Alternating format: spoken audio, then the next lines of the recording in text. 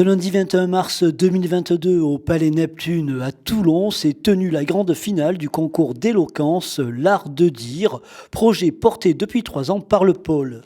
462 élèves de première de 9 lycées de Toulon-Provence-Méditerranée y ont assisté pour venir soutenir les candidats orateurs. Après plus de 30 minutes de délibération, le verdict est tombé. Sur les 17 participants, 9 ont été appelés sur scène pour être remerciés de leur participation.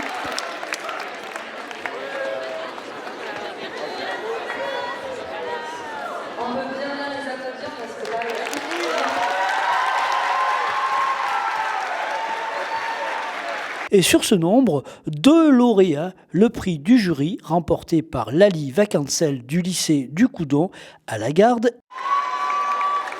et le prix du public par Claire Gissereau de l'Institut Sainte-Marie à la Seine-sur-Mer. Un prix qui fait très plaisir parce que ça veut dire qu'on a pu toucher le public, etc. Et voilà, qu'il a cru en nous. Je sais pas, il n'y a pas de préparation particulière, mais faut respirer.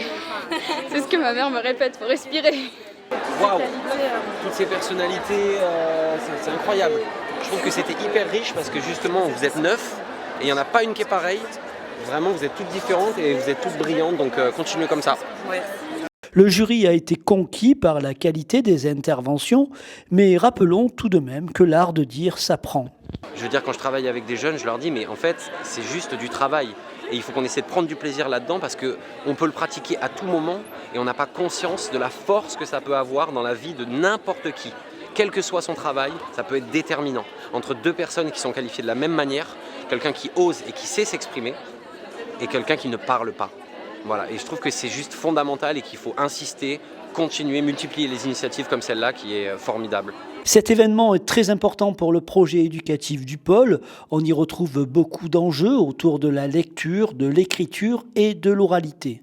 Un projet qui arrive à point nommé au moment où finalement on les invite à travailler à la fois sur la force de conviction, c'est-à-dire être en mesure de pouvoir produire devant un jury, un public, un auditoire quand même qui est important, hein, puisqu'il y a quand même plus de 500 élèves dans la salle aujourd'hui. Un argumentaire, donc comprendre aussi comment on peut convaincre. Et puis évidemment la maîtrise de la langue, c'est aussi une façon d'apprécier et de pouvoir appréhender la complexité du monde qui nous entoure. On voit bien que le contexte est compliqué à plein d'endroits, on sort d'une crise sanitaire. C'est notre 3e édition de l'art de dire, mais c'est la 2e qu'on arrive à faire effectivement au plateau et tous ensemble. Et donc voilà, c'est un projet qui effectivement nous tient fortement à cœur. Félicitations, sauf que, comme vous pouvez le constater, on se demande où sont les hommes.